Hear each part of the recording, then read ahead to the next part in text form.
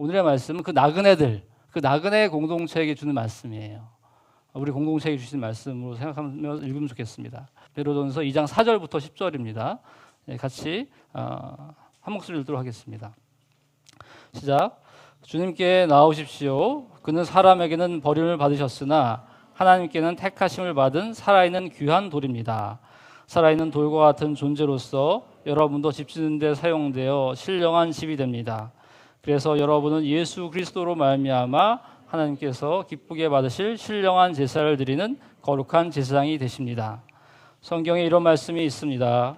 보아라, 내가 골라낸 귀한 모퉁이 돌 하나를 시온에 둔다. 그를 믿는 사람은 결코 부끄러움을 당하지 않을 것이다.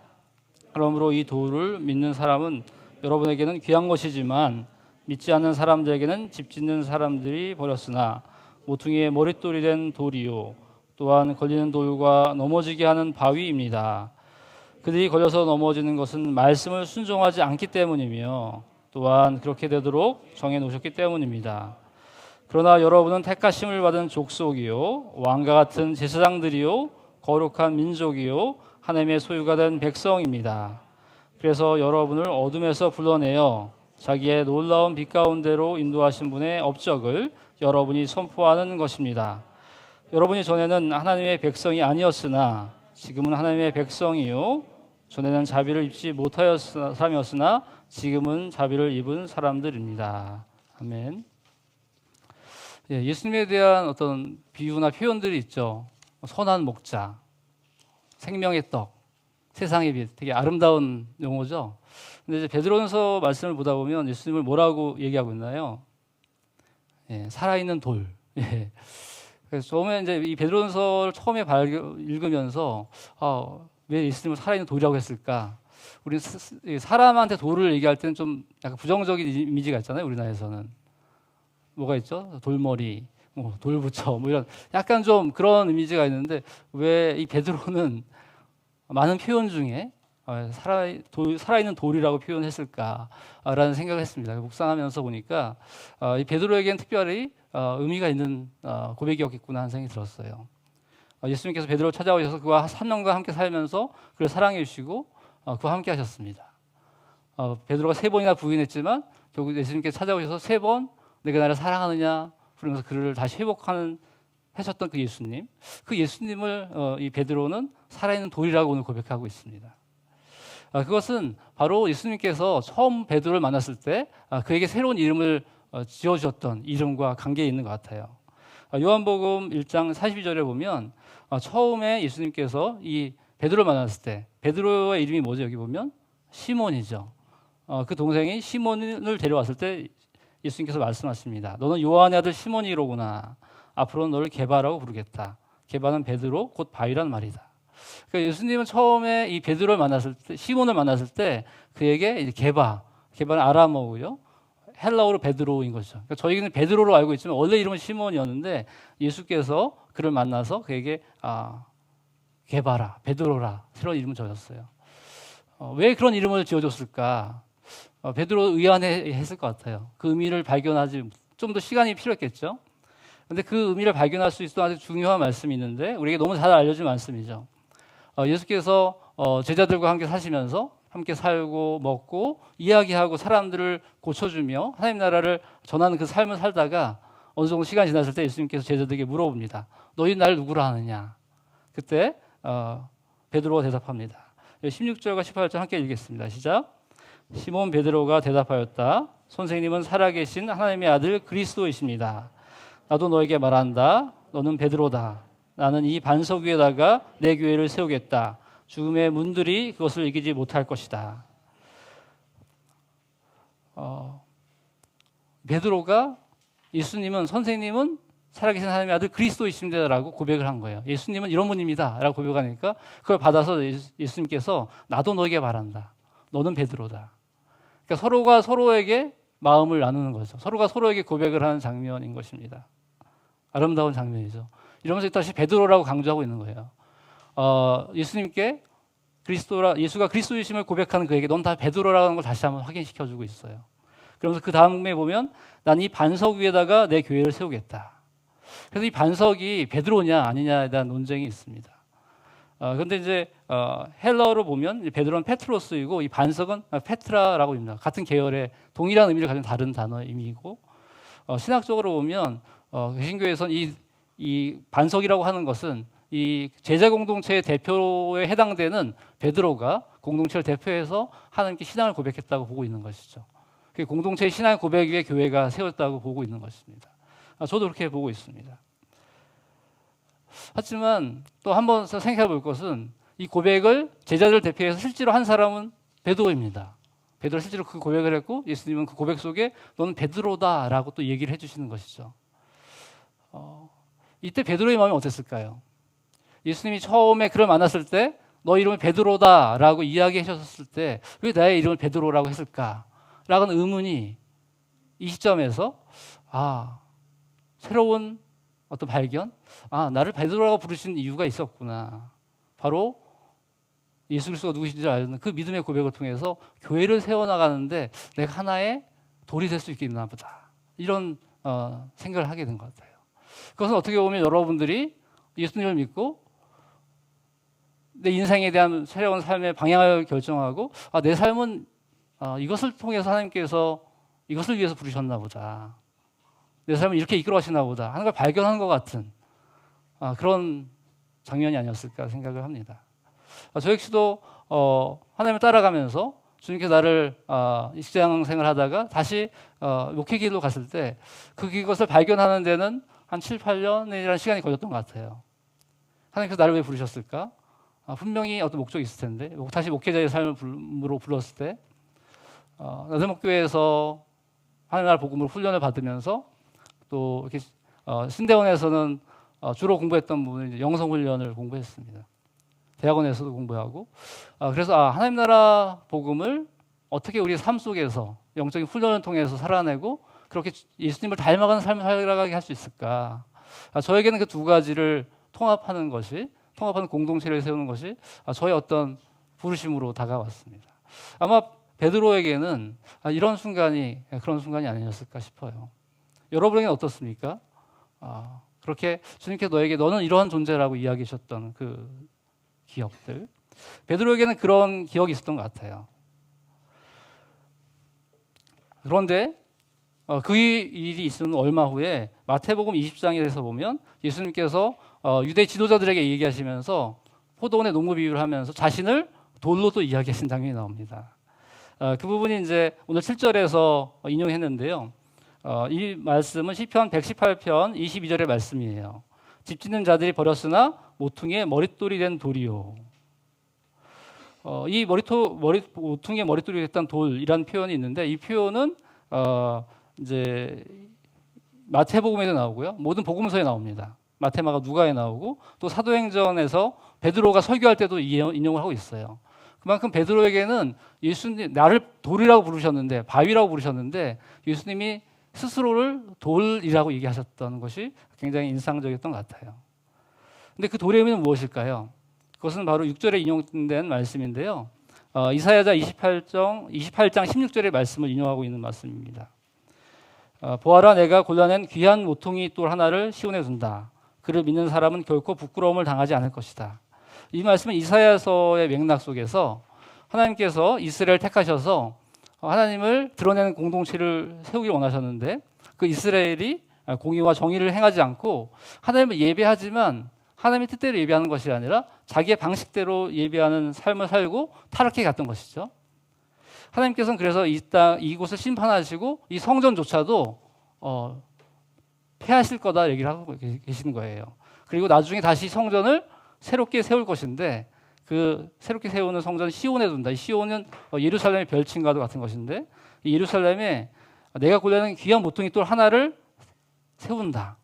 그 이 모퉁이 돌 하나를 통해서 새로운 성전을 세워갈 것이다라는 얘기를 하고 계신 거예요. 그러니까 이 돌이라고 하는 의미는 이스라엘 백성들에게는 그 성전을 세워가는 의미가 있는 것이죠. 바로 예수님께서 이 마태복음 20장에서 21장 42절에서 얘기하시면서 내가 바로 그 하나님이 골라낸 귀한 모퉁이 돌이야 라고 이야기를 하신 거예요. 그리고 이제 베드로가 그것을 알고 고백하고 있는 것입니다. 우리 이 돌은 어떨까요? 돌은 사실 죽어 있습니다. 그리고 이 돌 하나로는 사실은 의미가 없어요. 그냥 돌 하나는 쓸모가 별로 없죠. 사실 돌이 뭉쳐져야지 건물이 세워지고 지어질 수가 있는 것입니다. 그런데 오늘 그 신령한 집, 그 신령한 집이 그 돌들을 통해서 이루어져 나가는 새로운 성전이라고 얘기하고 있어요. 그래서 저는 이렇게 이 말씀을 보면서 살아있는 돌들이 모여서 세워진 신령한 집, 하나님의 집은 역시 살아 움직이는 집이겠구나 하는 생각이 들었어요. 그러면서 하나님이 우리와 함께 하시기를 원하는데 그 여정이 생각났습니다. 하나님은 인간과 함께하기 위해서 처음에 성막이라는 걸 허락하셨죠. 텐트, 장막, 그곳에 하나님이 임재하셔서 그들이 예배할 수 있도록 해주신 거죠. 그래서 아브라함이 처음에 하나님을 따라 부르심에 따라 움직였던 것처럼 그 장막이 텐트가 움직이면서 하나님을 따라갔어요. 그렇게 그들은 예배를 드렸습니다. 우리가 잘 알고 있는 장막 심리, 바로 이 성막 그 장막 심리에 따라서 움직였던 예배의 장소인 것이죠. 근데 그 위에 성전이 세워집니다. 예루살렘이라는 곳에 세워져서 그곳에도 진정한 예배가 드려졌어요. 하지만 사람들은 그곳을 점점 요새화하기 시작했어요. 좀 전에 읽었던 그 이사야서 28장 말씀 앞부분에 보면 죽음과 수월과 협약을 맺었다는 표현이 나와요. 그 얘기는 무슨 얘기냐면 우리 예루살렘에 이 유다 땅에 성전이 있기 때문에 우리는 결코 망하지 않을 것이다. 어떤 외적이 쳐들어와도 우리는 망하지 않는다. 그러니까 성전이 하나님의 집이 하나의 부적처럼 하나의 자기를 보호하는 수단처럼 여겨진 것입니다. 그리고 그들은 하나님을 수단화하고 공의와 정의를 행하지 않고 불의를 행하고 하나님을 멀리했던 것이죠. 바로 그렇기 때문에 하나님께서는 그러한 집이 아니라 살아 움직이는 그 집을 만들기를 원하셨던 거예요. 그래서 예수 그리스도를 통해서 그 첫 돌을 놓으신 거죠. 예수님이 오신 것은 여기 보시면 그냥 돌 하나예요. 모퉁이 돌 하나. 어떻게 보면 그 천하보다 귀하신 그 예수 그리스도께서 그냥 돌 하나가 됐다고 본인을 얘기하신다는 게 놀랍지 않은가요? 나는 이 신령한 집 전체가 아니라 난 그 신령한 집 전체를 놓기 위한 모퉁이 돌 하나야. 이런 겸손함을 여기서 보는 것 같아요. 또 하나 생각해 볼 분은 바로 베드로입니다. 베드로는 자기를 이 오늘 본문에서는 자기를 어떻게 표현하고 있을까요? 5절에 보면 살아있는 돌과 같은 존재로서 여러분도 이렇게 얘기하고 있습니다. 그러니까 베드로 스스로도 나도 그냥 살아있는 돌과 여러분과 똑같은 살아있는 돌과 같은 사람이야 라고 얘기를 하고 있는 거죠. 예수님께서는 베드로야 반석이야 라고 이렇게 칭찬해 주셨던 그것이 아니라 나도 그냥 너희들과 동일하게 그냥 돌이야, 살아있는 돌이야 라고 겸손하게 얘기하고 있습니다.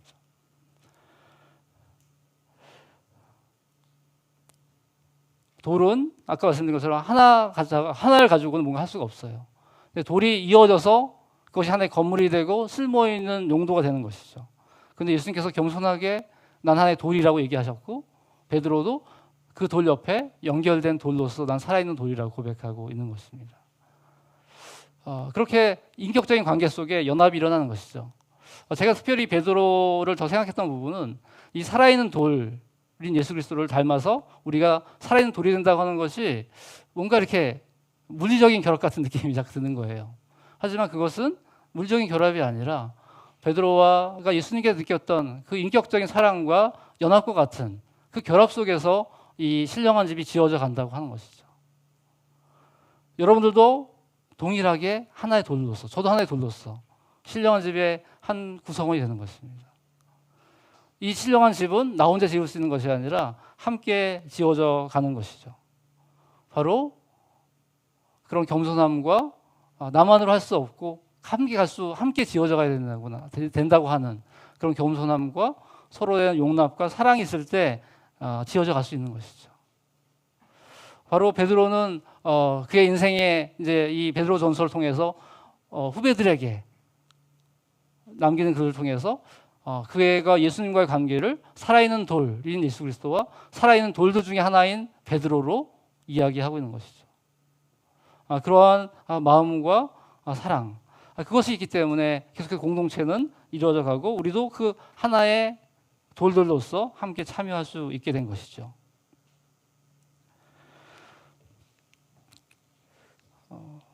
근데 오늘 본문에 보면 우리 신령한 집으로 지어져 간다라고 얘기하고 있습니다. 그러니까 신령한 집으로 하나님께서 우리를 지어가고 있다는 수동태인 거예요.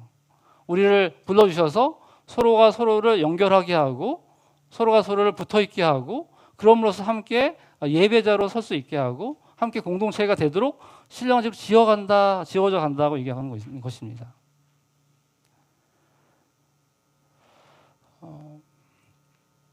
신령한 집으로 지어져 가는 과정을 통해서 우리는 서로 연결되고 서로 알아가고 있습니다.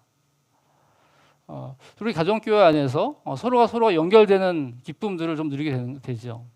또 서로가 함께 예배하면서 공동체 안에서 느끼는 기쁨들을 누립니다.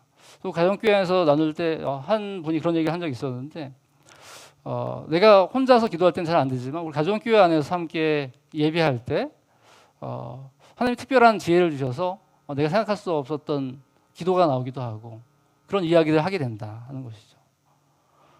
그러니까 혼자 각자로는 안 되지만 그 공동체로 모일 때 일어나는 하나님의 은혜가 신령한 집으로 지어져 갈 수 있도록 하는 그 과정이 필요하다는 것이고 그 과정을 성령께서 도우신다고 하는 것입니다. 그런데 지금 이 말을 듣고 있는 사람들 누구냐면 바로 흩어진 나그네들인 거죠. 이 나그네들은 임시치료자인 거잖아요. 잠시 거주하고 있는 그들에게 너희는 신령한 집으로 지어져 가고 있다라고 한 이야기가 어떻게 들릴까요? 우리는 완전히 늘 거할 수 있는 거처가 없고 그냥 임시체류하는 그런 삶인 것 같은 그들에게 우리는 신령한 집으로 지어져 가고 있다는 것이 그게 큰 위안이 됐을 것 같습니다. 우리는 이곳에 임시체류하는 그런 정체성이 있지만 우리는 이곳에서도 신령한 집으로 영원히 거할 하나님의 집으로 거하게 되는구나 하는 그런 기쁨이 있었을 것 같습니다. 그래서 이 신령한 집으로 지어져 가는 자들에게 주어지는 사명은 무엇인가요? 오늘 본문에 보면 신령한 집으로 지어져 간다. 그래서 이렇게 시작되고 있습니다. 5절에 보면 그래서 여러분은 예수 그리스도로 말미암아 하나님께서 기쁘게 받으실 신령한 제사를 드리는 거룩한 제사장이 되십니다. 라고 이야기하고 있습니다. 그 신령한 집으로 지어져 가는 것과 하나님이 기쁘게 받을 제사장이 되는 것과 어떤 관계가 있을까요? 결국 제사장이 된다고 하는 것은 하나님을 진정으로 예비하는 자가 되는 것입니다. 당시 1세기 때에는 여전히 제사장 제도가 있었고 제사장은 1년에 한 번 지성소에 들어갈 수가 있습니다. 그런 특별한 사람만이 갈 수 있는 그곳에 우리 모두가 제사장이 된다고 하는 것인데 신령한 집이 되어져 갈 때 우리는 거룩한 제사장이 되어 간다는 거예요. 그건 무엇일까요? 이 신령한 집이라는 건 무엇입니까? 바로 하나님이 거하시는 집인 것이죠. 하나님이 거하시는 집, 저와 여러분이 하나님이 거하시는 집이 되려면 어떻게 필요할까요? 하나님께서 우리에게 거하실 수 있도록 하나님이 임재하고 우리가 동행하고 소통할 수 있는 우리 자신들이 되어져 되는 거죠. 신령한 집으로 되어져 가는 과정이 결국 우리가 거룩한 제사장이 되어져 가는 과정이 된다고 하는 것입니다. 그렇기 때문에 우리가 함께 모여서 그렇게 서로에게 연결되어지고 결합되어지려고 할 때 우리 안에 모난 부분들과 우리 안에 부족한 부분들, 더 나간 부분들이 다듬어진다고 하는 것이죠. 이 말씀을 보면서 생각나는 부분은 바로 예수께서 목수였다는 사실입니다. 이 집을 지어나가는 그 목수로서 예수께서 우리 각자가 서로 신령한 제사장으로 신령한 집으로 지어져 갈 때 거룩한 제사장으로 다듬어 가시고 우리를 만져주신다고 하는 것이죠. 그러면서 여기 나오는 말씀을 다시 생각해 볼 것은 하나님께서 기뻐하시는 예배를 드리는다는 것입니다. 그러니까 예배는 하나님께 드리는 것이죠. 그러니까 하나님 기쁘게 하시는 신령한 제사를 드리는 거룩한 제사장이 되십니다. 결국 우리가 주님께 기뻐하는 예배를 드리고 있느냐 하는 것이죠. 히브리서 13장 15절의 말씀을 보면 기뻐하는 예배에 대해서 나오고 있습니다. 함께 읽어보겠습니다. 시작. 그러니 우리는 예수로 말미암아 끊임없이 하나님께 찬미의 제사를 드립시다. 이것은 곧 그의 이름을 고백하는 입술의 열매입니다. 선을 행함과 가진 것을 나눠주기를 소홀히 하지 마십시오. 하나님께서는 이런 제사를 기뻐하십니다. 여기 보면 이제 15절에서는 어떻게 보면 하나님과의 관계에서 하나님을 찬미하고 그 이를 고백하는 입술의 열매라고 얘기하고 있어요. 그러니까 우리 형식적인 것이 아니라 내가 정말 하나님과의 관계 안에서 나를 빚어가시고 나를 인도하신 그 하나님 안에서 하나님은 나에게 이런 분이십니다 라고 고백하는 것, 하나님의 성품과 하나님의 신실하심을 고백하는 그런 기쁨이 있는 것이죠. 그 입술의 고백이 있는 것입니다. 우리가 주님을 찬양할 때, 오늘 예배 드릴 때 우리는 어떤 입술의 고백, 우리 마음의 고백이 있었습니까? 두 번째는 이웃에 대한 이야기예요. 선을 행함과 가진 것을 나눠주기를 소홀히 여기지 마십시오. 그 이웃과 함께 우리가 그들을 품고 사랑하는 것, 이웃 사랑에 대한 모습이 하나님께 예배로 받으신다고 하는 것이죠. 이번 우리 1월 달에 나눴던 시편 133편 말씀에서 얼마나 아름답고 즐거운가, 형제자매가 어울려서 함께 사는 모습, 그 모습인 것이죠. 우리가 함께 서로 공동체로 사랑하고 서로 섬기고 세워주고 선행을 하는 것이 예배가 된다고 하는 것입니다. 그렇기 때문에 우리가 서로가 함께 공동체를 모여서 주님을 예배하는 것, 또 서로를 돌보는 것이 하나님 기뻐하는 예배라고 하는 것입니다. 우리가 이제 코로나 상황 속에서 온라인 예배를 드리기 3월부터 시작했고 2달간 온라인 예배를 드렸습니다. 그리고 5월부터는 5월, 6월은 온라인 예배와 이렇게 오프라인 예배, 현장 예배를 병행하고 있죠. 그런데 우리가 4개월 정도 지난 시점에서 한번 돌아봤어요. 우리가 온라인 예배를 어떻게 드리고 있나.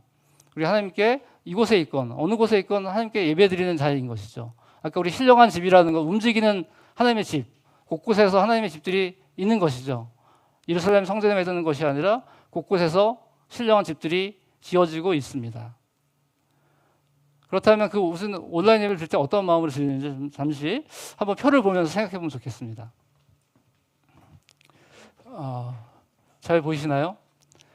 이게 이제 5월 달부터 6월 달까지의 표인데요. 이제 유튜브 접속 수를 좀 분석한 것입니다. 그래서 예배 시작은 이제 45분부터 찬양을 저희가 예배 전 준비를 하지 않습니까? 그때는 이제 숫자가 좀 적어요. 그러다 설교를 시작하고 예배 시작했을 때가 이 숫자인데 설교 시작할 때까지 숫자가 여기 경우에는 40명 정도 차이가 나죠. 예, 여기도 거의 비슷합니다. 숫자 수가 거의 40명 정도, 20명에서 40명 정도 차이가 나요. 그리고 설교가 시작되고 마칠 때까지는 거의 비슷합니다. 좀 증가하기도 하니까 이런 케이스를 보면 설교 중간에 들어온 케이스들인 거죠. 그렇죠. 예, 설교 중간에 들어오기도 합니다.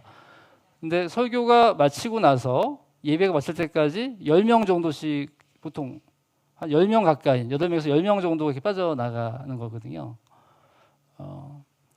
그러니까 결국에는 우리가 예배를 드린다고 하는 것은 우리 1월 달에 나눴지만 우리 자신을 드리는 거잖아요. 우리 마음을 드리고 또 우리 찬양과 감사를 드리는 것인데, 그래서 설교 시간에만 집중되어 있다는 얘기 뭐냐면 무슨 뜻일까요? 받는 것. 하나님께 받는 것만 받으려고 하는 거죠. 예. 하나님께 받기만 하고 떠나는 것입니다.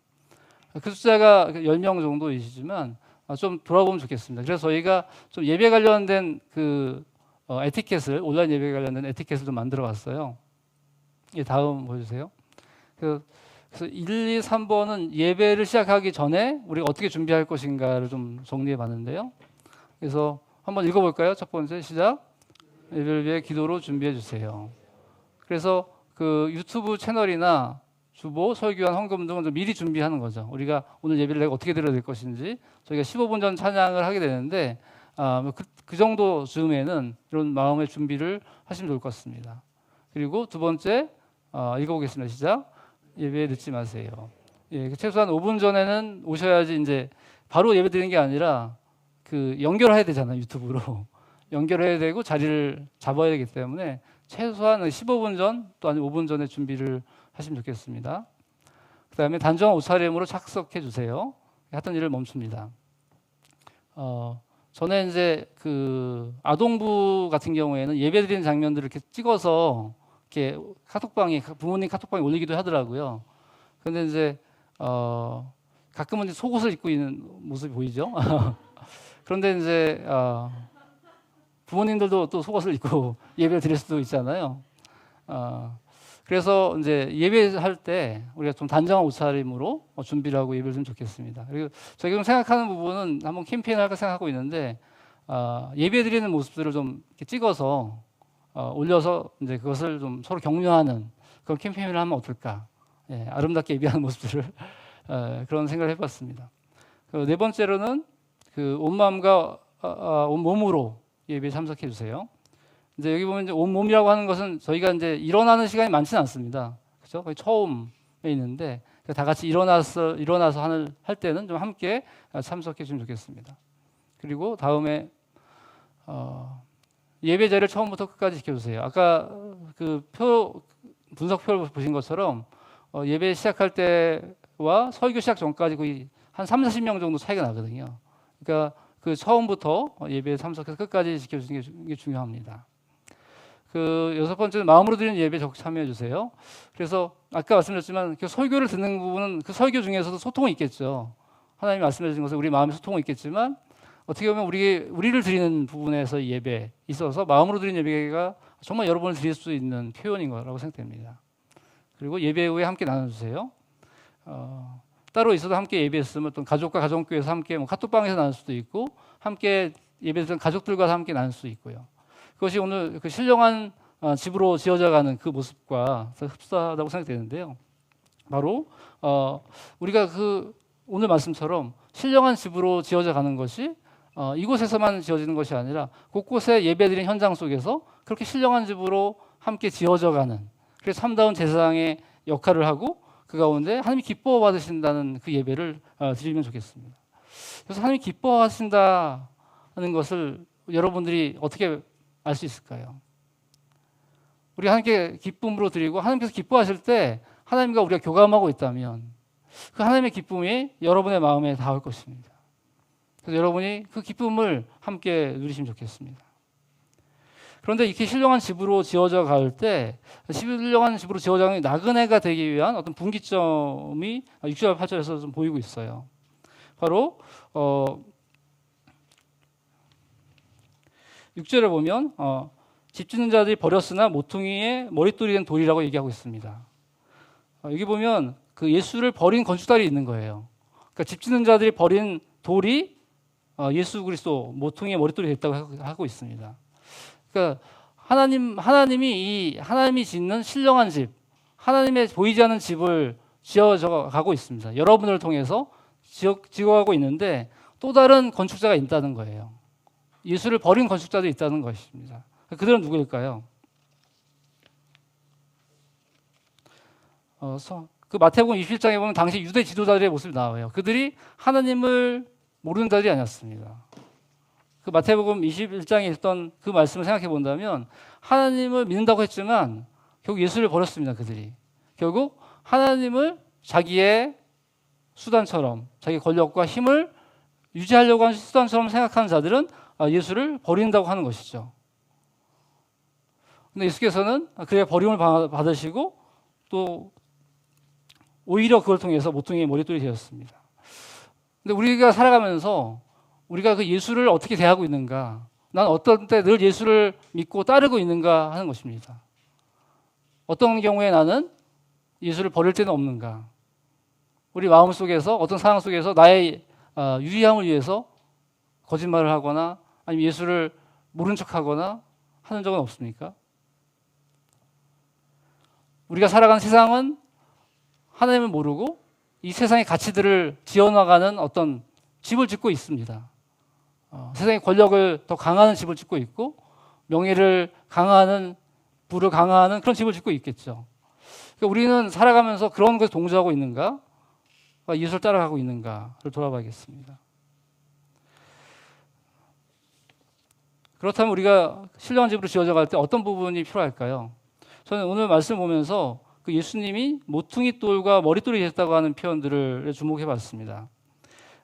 이 사진을 한번 보고 다시 하겠습니다. 그러니까 모퉁이 돌은 이렇게 건물을 세울 때 좀 기초가 되는, 처음 놓여지는 돌인 거죠. 모퉁이에 저 돌이 놓여져야지 그 양쪽으로 돌들이 쌓여나갈 수 있는 가장 기초가 되는 시작과 같은 게 모퉁이 돌이라면 캡스톤이라고 하는 머릿돌에 해당되는 부분은 제일 마지막에 올려지는 돌입니다. 그래서 영어 성경에 보면 이제 코너스톤과 캡스톤이 따로따로 나와 있어요. 근데 예수님이 내가 모퉁이 돌이고 또 머릿돌이라고 하셨어요. 그것은 무슨 뜻일까요? 바로 예수님께서 교회를 세워나갈 때 가장 기초가 되고 처음 놓여진 돌이라고 하는 것입니다. 그래서 우리는 그 예수님을 기초로 해서 함께 정렬되어져서 교회로 세워나갈 수 있다는 것이겠죠. 또 그 캡스톤, 머릿돌이라는 건 무슨 뜻일까요? 이제 완성될 그 모습, 우리가 자라날 모습, 그래서 어떻게 자라날지를 보여주는 모습이 바로 머릿돌이라고 생각됩니다. 결국 우리는 공동체를 모였을 때 어떻게 예수가 우리의 모퉁이 돌이 되셨나, 머릿돌이 되시고 있는지를 질문해야 될 것입니다.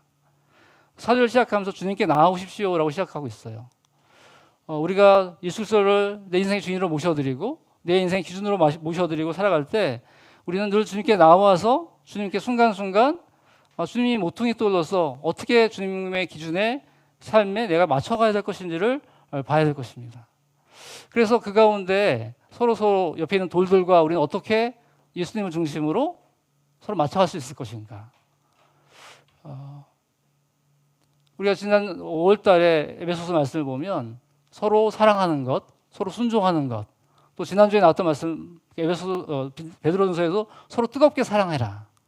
바로 그런 부분들이 바로 모퉁이 돌 되신 예수를 통해서 서로가 맞춰져가는 과정이라고 생각됩니다. 서로 순종하는 것은 무엇일까요?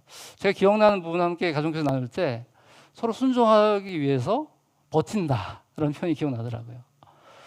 서로가 서로에게 연결되기 위해서 사실은 내가 오늘 마음으로 드린 예배도 나왔지만 받아들이기 힘들고 함께하기 힘든 사람들과 함께 있는 것, 버티는 것이 필요하거든요. 그래서 서로 순종하면서 버티고 서로 용납해가는 과정. 그 과정 속에 예수님이 모퉁이 돌이 되셔서 우리들을 이렇게 만져주실 것입니다. 사랑해 주실 것입니다. 그때 우리는 그 모퉁이 돌에 함께 정렬될 수 있는 것이죠. 또 머릿돌이 된다는 것은 무엇일까요? 우리가 함께 자라나야 될 모습이 우리 함께 신령한 집으로서 서로를 용납하고 수용하면서 어떤 모습이 될 것인지를 함께 바라볼 수 있는 지점이 바로 예수님이라고 하는 것입니다. 그때 모퉁이 돌과 머릿돌이신 예수를 통해서 우리는 함께 자라갈 수 있다고 하는 것이죠. 바로 예수 그리스도가 공동체를 세우는 굉장히 중심이 되고 있다는 것입니다. 그리고 이를 통해서 우리는 서로 신령한 도들로서 서로에게 책임성 있는 관계를 가지고 사람 가운데 진리를 이야기해야겠습니다. 제가 어제 이번 그 도시락에 쓴 컬럼에 보면 그런 이야기를 했습니다. 여러 좀 이슈들 가지고 이제 이슈들에 대해서 우리 말지기 분들과 함께 논의하고 이야기하는 시간들이 있었는데 우리가 어떤 공동의 방향과 어떤 공동의 마음들을 함께 이뤄가고 있다는 것들을 발견하거든요. 그것이 바로 오늘 말씀을 통해서 비춰진다고 생각됩니다. 우리가 그렇게 공동의 마음과 공동의 지향점을 가지고 이야기하고 기도하면서 볼 수 있는 것은 바로 예수 그리스도께서 모퉁이 돌이 되어서 우리의 기초가 되셨고 또 머릿돌이 되어서 우리 방향이 되셨기 때문에 이게 가능하구나 하는 것입니다. 어떤 이슈와 어려움들을 해결해 나갈 때 그 방법은 다양할 수 있습니다. 하지만 그 기초가 예수 그리스도의 모퉁이 돌인가 머릿돌인가 그 길을 가느냐가 중요한 것 같아요. 그 공동체가 지금 마을지기 분들과 이야기를 나눴지만 거기 가정교회일 수도 있고 목자 공동체일 수도 있고 그냥 우리 하나의 팀이 될 수도 있습니다. 그 안에서 어떤 변화와 이슈와 갈등 속에서 이곳의 모퉁이 돌과 머릿돌은 누구인가 그것이 우리의 표대인 것 같습니다. 그렇게 우리는 예수 그리스도를 통해서 신령한 집으로 지어져갈 수가 있습니다. 그런데 여전히 우리가 주님을 따라가면서 걸려 넘어지는 것은 없는가 생각을 좀 해봤으면 좋겠어요. 여기 보면 걸려 넘어지는 돌, 부딪히는 돌들이 나옵니다. 우리는 주님을 따라갈 때 함께 신앙생활하면서 주님을 따라가면서 우리 마음이 좀 꺼려지는 것들이 있는 것 같아요. 어떤 상황 속에 나는 처하기 싫어하고 성경을 이렇게 묵상하다가 어떤 말씀이 보면 그 말씀 피하고 싶고 그 다음에 내가 좋아하는 말씀으로 가서 막 보려고 하고, 그 마음은 계속 나에게 많이 부딪혀 오지만 내가 그것을 자꾸 피하려고 하는 부분이 있습니다. 그 부분이 어떻게 보면 우리 마음 속에 예수님을 따라가는데 걸림돌이 될 수도 있습니다. 여기 걸려 넘어진 돌은 예수를 버린 모든 사람이겠지만 우리가 그리스도를 따라가는 자들에게도 그 걸려 넘어질 때가 있다고 하는 것이죠. 예수님의 말씀 때문에. 괜히 그 말씀을 들으면 우리가 부담스럽고 가까이 가기 싫어하는 부분들. 그런데 이 말씀을 보면서 또 베드로가 생각나는데요. 마태복음 16장 23절 말씀을 좀 함께 읽겠습니다. 시작. 그러나 예수께서 돌아서서 베드로에게 말씀하셨다. 사탄아, 내뒤로 물러가거라. 너는 나에게 걸림돌이다. 너는 하나님의 일을 생각하지 않고 사람의 일만 생각하는구나. 여기 보면 예수님께서 베드로에게 사탄아라고 불렀고 너는 나에게 걸림돌이다라고 이야기를 했어요. 그러니까 굉장한 어떤 충격과 어떻게 하나님이 예수께서 베드로에게 이런 얘기를 하셨을까라고 생각할 수도 있죠. 하지만 여러분에게 만약에 예수님이 얘기하셨다면 여러분 어떻게 할까요? 나 당장 이제 예수님 안 믿고 떠날 거야라고 할 수도 있지 않을까요? 근데 이 이야기를 듣고도 베드로는 남아 있습니다. 계속 예수님 따라갑니다. 그 이유는 뭘까요?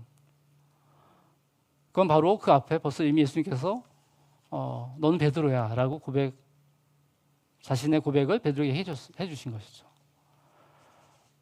이미 베드로는 예수님이 자기를 사랑하고 있다는 것을 신뢰하고 있었고 그것이 흔들리지 않는 신뢰가 있었던 것이죠.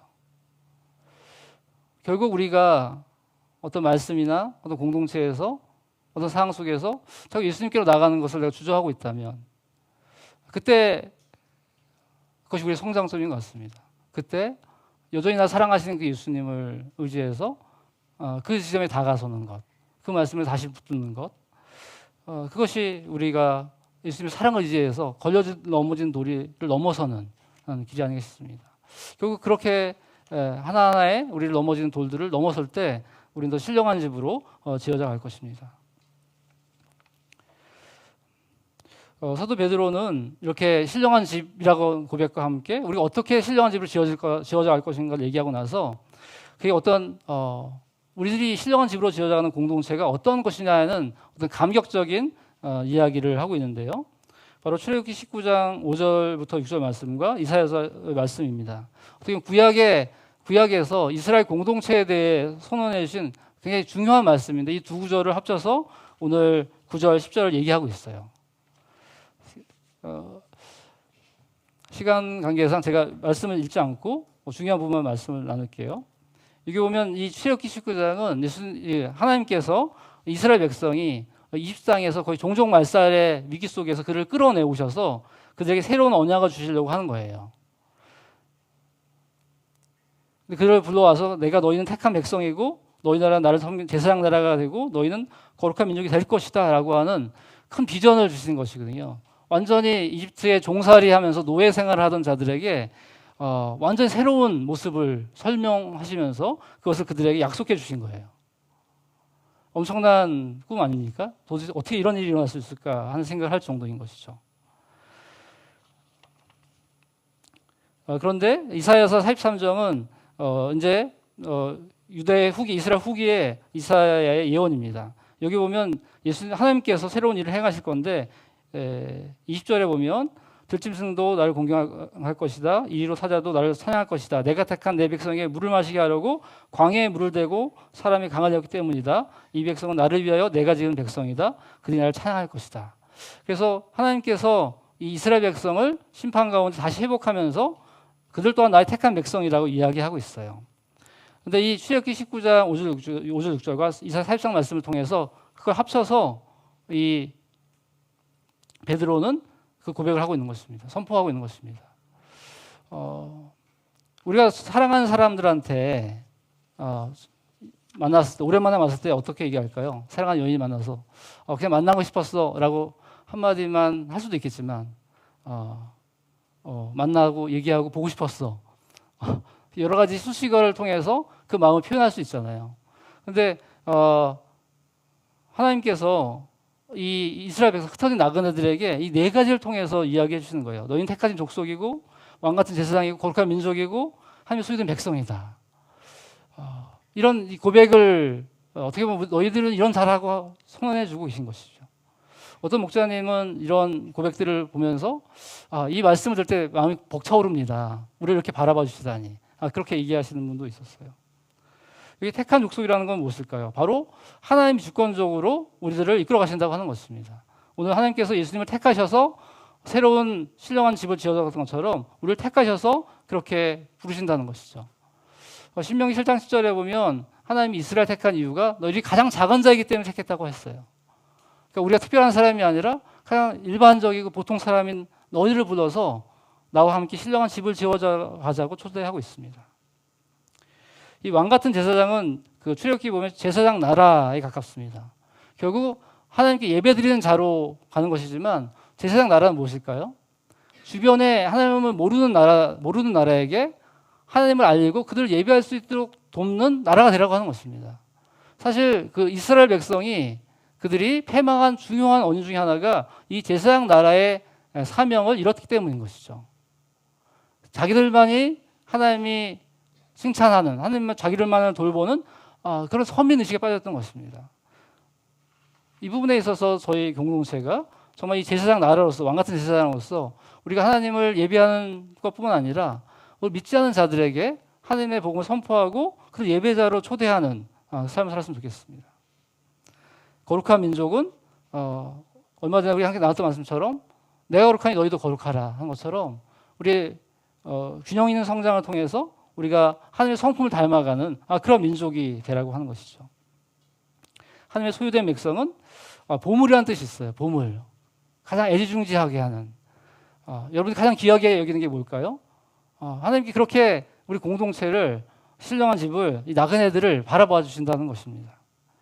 하나님 우리를 그렇게 바라봐 주신다고 하는 것이죠. 그냥 내가 너를 좋아해 라고 한마디 하는 것이 아니라 너는 이런 존재야 라고 네 가지를 얘기하면서 우리를 기뻐하신다고 하는 것입니다. 이건 하나의 개인에게 하는 얘기가 아니라 공동체에게 하는 이야기입니다. 중요한 부분은. 한 사람 한 사람이 우리가 그 축복성 통해서 너는 택한 족속이 그렇게 우리는 찬양을 했잖아요. 이때 찬양할 때 우리는으로 바꿔서 할 텐데 이건 우리 공동체 전체에게 얘기하는 것입니다. 그래서 이 커뮤니티라는 단어가 생각났습니다. 커뮤니티라는 단어는 커미라고 하는 함께하다는 뜻과 그 무누스라고 하는 선물이라는 뜻이 합쳐서 커뮤니티가 됐거든요. 결국 이 커뮤니티라고 하는 것은 서로가 서로에게 선물이 되어주는 존재라고 하는 것입니다. 우리가 공동체가 된다는 것은 서로가 서로 선물이 되어져서 새로운 삶을 살 수 있도록 도와주는 그런 의미가 있어요. 근데 그 의미가 지금 하나님께서 이스라엘 백성, 이 새로운 교회 공동체, 이스라엘을 대체해서 새 이스라엘이 된 교회에게 택하신 족속이요, 제사장 나라요, 거룩한 민족이 하나님의 소유된 백성이라고 이야기해주는 그것이 바로 하나님이 너희 나의 선물이야 라고 오히려 얘기해주는 것이라고 하는 것이죠. 또한 그뿐만 아니라 우리가 그걸 받아들임으로써 우리가 서로가 선물이 될 수 있는 존재가 됐으면 좋겠습니다. 서로가 당신이 있기 때문에 우리가 이 공동체가 될 수 있다고 하는 것이죠. 우리가 한 사람의 하나의 돌로서는 집을 지을 수 없는 것처럼 당신이 있기 때문에, 너가 있기 때문에, 우리 가정교회가 있기 때문에, 서로에게 공동체가 있기 때문에 우리는 택하신 족속이 되고 왕같은 제사장이 되고 거룩한 민족이 될 수 있다고 하는 것입니다. 그들에게 주어진 어떤 사명은 무엇일까요? 9절 후반부에 보면 여러분은 어둠에서 불러내어 자기의 놀라운 빛 가운데를 인도하신 분의 업적을 여러분이 선포하는 것입니다 라고 이야기하겠습니다. 어둠 가운데 있었던 어떤 어두울 때 보이지 않지 않습니까? 어둠 가운데 암중무색하며 볼 수 없는 그런 상황이었는데 결국 내 인생을 어떻게 살아갈 것인지, 이 우주는 어떻게 할 것인지 그 모르는 상황 속에서 하나님께서 빛 가운데로 인도하셨다는 것이죠. 하나님 빛을 통해서 이 세상을 보고 내 인생을 보고 어떻게 살아갈지를 본다는 것이죠. 근데 그 빛 가운데로 인도하신 분의 업적을, 그분의 업적은 어떻게 나타날까요? 그 업적은 바로 저와 여러분을 통해서 나타나는 것이죠. 우리가 하나님의 다스림 속에서 하나님을 믿는 자도 이렇게 살아가야 되는구나, 하나님의 성품을 내가 닮아서 이렇게 되는구나 하는 내 삶의 변화가, 여러분의 삶의 변화와 우리가 예배가 거룩하신 분의 업적을 되는 것이죠. 그래서 그걸 선포하라고 하는 것입니다. 그 말씀은 아까 읽었던 이사야서 43장 21절 끝부분에 그들이 나를 찬양할 것이다 라고 하고 있습니다. 그들이 나를 찬양할 것이다 라는 말을 풀어서 한 것입니다. 우리가 보통 소위문답 같은 거 하면서 인간이 태어난 이유는 하나님을 찬양하는 것이다 라고 되어 있지 않습니까? 바로 이사야서 말씀인데 그 말씀을 베드로는 자기의 놀라운 빛 가운데 눈하신 분의 업적을 선포하라고 하는 것입니다. 오늘 이제 풍삼기 수료식이 있었는데 그 풍삼기를 하면서 사람들이 많은 변화를 겪습니다.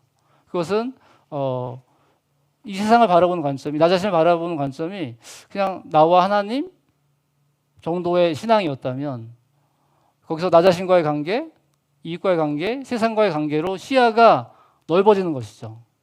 그 가운데서 내가 어떻게 살 것인지를 보면서 새로운 꿈을 꾸기 시작하는 것이죠. 그러니까 풍성한 삶의 기초를 한다고 하는 것은 아까 말씀드린 것처럼 어떤 인생의 청사진, 하나님을 따른 청사진을 바라보는 것이죠. 그래서 그 삶을 살아가기 시작하고 그것을 통해 나타나는 열매를 우리들이 사람들 앞에 선포할 수 있다는 것입니다. 내가 이 삶을 통해서 오늘 아까 고백했던 것처럼 직장에서 일하는 것이 힘든 일이 아니라 하나님을 드러내는 일이구나 하는 그 삶을 통해서 실제로 일어나는 결과들을 선포하는 걸 통해서 하나님의 업적을 선포하게 된다고 하는 것입니다. 이번에 이제 한 22명 정도의 입양 대상자가 있었는데요. 개인적인 사정들 때문에 한 4명, 5명 정도 좀 입양을 미뤘고 나머지 부분 거의 입양이 진행되고 있습니다. 코로나 상황 속에서 지금 온라인으로 모이시는 데도 있고 또 오프라인으로 모이시는 데도 있어요. 그래서 새로운 가족이 들어갔을 때 자주 모이기 힘든 상황 속에서 이제 풍성한 삶의 기초를 좀 빨리 시작하시면 좋을 것 같아요. 그래서 1대1로 만나는 과정을 통해서 그 가운데 돌봄과 양육이 일어나고 공동체를 함께 누리면 좋겠습니다. 그래서 그 안에서 일어나는 우리들의 변화들을 선포하는 기쁨이 있으면 좋겠습니다.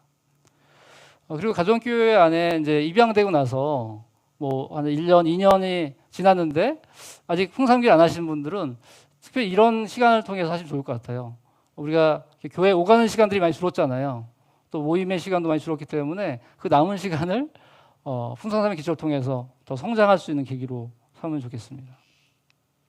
바로 풍성함의 기초 자체로 끝나는 것이 아니라 그걸 통해서 우리 삶이 변화되고 그 삶을 통해서 그 아름다운 덕을 선포해 가기 시작할 때 우리 주변에 있는 하나님을 모르는 사람들이 함께 돌아올 수 있는 일들이 생길 수 있다고 하는 것이죠. 그러면서 이 동일하게 우리 이 10절에 있는 말씀의 고백들이 그렇게 주변에 있는 사람들이 흘러갈 수 있기를 고백하면 좋겠습니다. 이 10절에 있는 말씀은 호세서에 있는 그 말씀을 인용한 것인데요. 하나님께서 호세 선지자에게 고멜이라고 하는 이 음란한 여인과 결혼하게 합니다. 그래서 아이를 낳을 때 이름을 로루하마, 불쌍히 여김을 받지 못한다. 또 로암이 내 백성이 아니다라는 말을 이름을 짓게 해주세요. 그런데 나중에 그들의 이름을 암미, 내 백성이다. 루하마, 불쌍히 여김을 받는다라고 이름 바꿔주신다고 하는 거예요. 근데 그 고백을 지금 이 흩어진 나그네들에게 하는 것이죠. 너희들이 하나님을 몰라서 그렇게 불쌍히 여김을 받지 못하고 내 백성이 아니었던 사람들이 이제 예수 그리스도를 믿고 너희들이 이제 암미, 루하마가 되었다라고 하는 것입니다. 여러분도 동일한 고백이 있잖아요. 그렇죠? 우리가 하나님 안에서 새로운 관계를 맺고 하나님을 누리고 있지 않습니까? 우리가 사는 목적과 이유가 그냥 이 세상에 추구하는 가치가 아니라 하나님으로 인해서 내가 받아들여졌다는 것, 수용되어졌다는 것, 내가 하나님으로 새로운 인생을 꿈꾸기 시작했다는 것, 하나님이 나를 이렇게 봐주신다는 것, 그것이 우리의 의미가 되는 것이죠. 바로 시몬에게 베드로라는 새로운 이름을 주신 것처럼 불쌍히 여김을 받지 못하던 자들이 불쌍히 여김을 받고 내 백성이 아니던 자들이 내 백성이 되는 그 은혜를 통해서 그들이 그 길을 계속 갈 수 있을 것입니다. 결국 계속해서 빛 가운데로 인도하신 하나님의 업적을 선포할 때 주변에 그게 믿지 않는 자들이 암미로 또 루하마로 들어올 수 있다고 하는 것이죠. 오늘 말씀을 통해서 우리 3주가 우리 개인적인 메시지였다면 오늘 말씀을 통해서 우리 나그네들 전체에게, 우리 공동체에게 우리들은 신령한 집으로 함께 지어져가고 있다. 우리가 서로가 서로를 보물로 여기고 서로를 순종하며 지어져가라.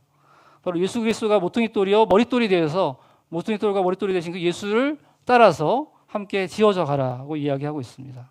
그리고 우리가 택하신 족속의 왕 같은 제사장이요 거룩한 민족이요 하나님의 소유된 백성이라는 그 기쁨을 가지고 세상 속에 살아나기를 바랍니다. 예, 말씀을 좀 기억하면 좀 잠시 기도해 주면 좋겠는데요. 오늘 말씀 가운데 신령한 제사장이 된다는 것, 우리가 하나님이 거하시는 존재가 된다고 하는 것이 우리가 참다운 예배자로 제사장이 된다고 하는 것과 연관돼서 이야기하고 있습니다.